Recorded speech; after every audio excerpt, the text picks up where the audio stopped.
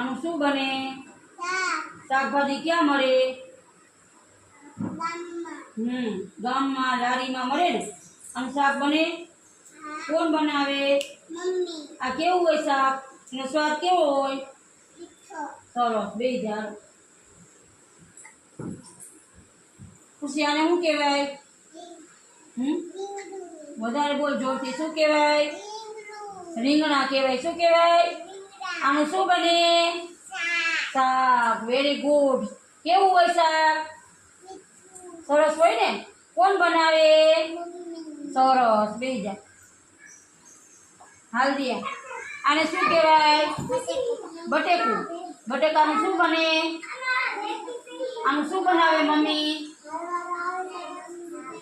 શાક બનાવે. શું બનાવે? હા. શાક કેવું થાય? સરસ. બેસી જા.